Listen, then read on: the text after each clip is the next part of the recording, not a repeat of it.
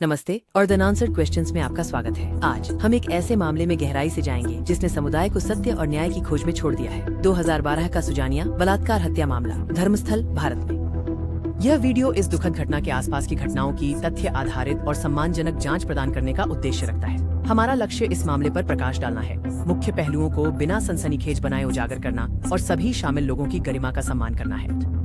साल 2012 में धर्मस्थल का शांत शहर एक युवा महिला सुजानिया के क्रूर बलात्कार और हत्या से हिल गया था। इसके बाद एक जटिल जांच, सार्वजनिक आक्रोश और जवाबों की खोज शुरू हुई जो आज भी जारी है। इस वीडियो में हमारी प्रतिबद्धता जांच तथ्यों को प्रस्तुत करने, प्रक्रियात्मक प्रश्नों की जांच करने और मामले की वर्तमान स्थिति को समझने की है। हम स्पष्टता और निष्पक्षता का लक्ष्य रखते हैं, यह सुनिश्चित करते हुए कि हर जानकारी को अत्यंत सम्मान के साथ प्रस्तुत किया जाए।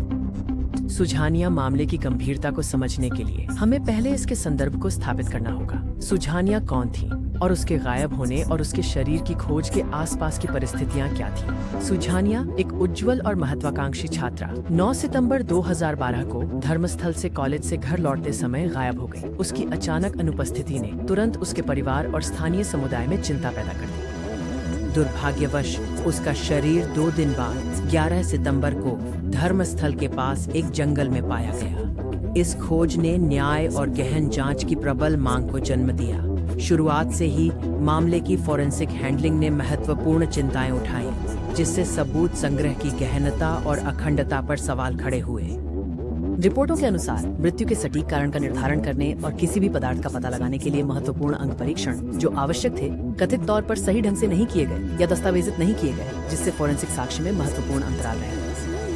इसके अलावा फोरेंसिक स्वैब के गलत तरीके से संभालने और डीएनए विश्लेषण में महत्वपूर्ण देरी के आरोप सामने आए, जो संभावित रूप से महत्वपूर्ण सबूतों को प्रभावित कर सकते हैं और अपराधियों की पहचान में बाधा डाल सकते हैं। फोरेंसिक विशेषज्ञों ने जोर दिया है कि ऐसी चूकें जांच के परिणाम को गंभीर रूप से प्रभावित कर सकती हैं, जिससे सटीक सबूत संरक्षण और समय पर विश्लेषण के महत्व को रेखांकित किया गया है।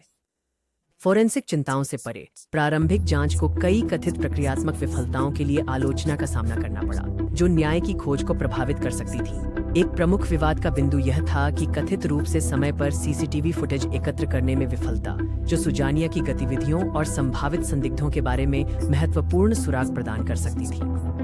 अपराध स्थल की संभावित संदूषण और सबूतों के लगाए जाने के आरोपों के बारे में भी चिंताएं उठाई गईं, जिससे जांच की निष्पक्षता और जटिल हो गई। प्रारंभिक जांच में विभिन्न स्थानीय कानून प्रवर्तन एजेंसियां शामिल थीं। बाद में उच्च जांच निकायों की भागीदारी हुई, जिनमें से प्रत्येक को मामले के प्रबंधन के लिए आलोचना का सामना करना पड़ा। दुखद घटना के कई साल बीत चुके हैं और व्यापक जांच के बावजूद मामले की वर्तमान स्थिति कई सवालों को अनसुलझा छोड़ देती है। साल 2023 में सीबीआई अदालत ने मामले में एकमात्र आरोपी को सबूतों की कमी के कारण बरी कर दिया। इस फैसले ने सार्वजनिक विरोध और पुनः जांच की मांगों को फिर से भड़का दिया, जिससे परिवार और समर्थक दुखी हो गए।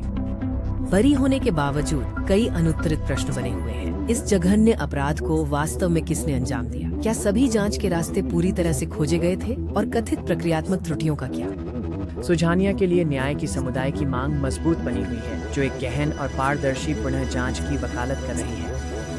हम अधिकारियों से आग्रह करते हैं कि वे एक विशेष जांच टीम एसआईटी समीक्षा पर विचार करें, ताकि सभी सबूतों और आरोपों की बारीकी से पुनः जांच की जा सके, यह सुनिश्चित करते हुए कि सत्य की खोज में कोई कसर न छोड़ी जाए। जो लोग इस कारण का समर्थन करना चाहते हैं या सहायता प्राप्त करना चाहते हैं, उनके लिए हम वीडियो विवरण में संबंधित याचिकाओं और हेल्पलाइनों के लिंक प्रदान कर रहे हैं। आपकी आवाज महत्वपूर्ण है। सुजानिया का मामला जवाबदेही और एक मजबूत न्याय प्रणाली के महत्वपूर्ण महत्व की एक स्पष्ट याद दिलाता है। जबकि सत्य की राह लंबी हो सकती है, सुजानिया के लिए न्याय की खोज जारी रहनी चाहिए। देखने के लिए धन्यवाद।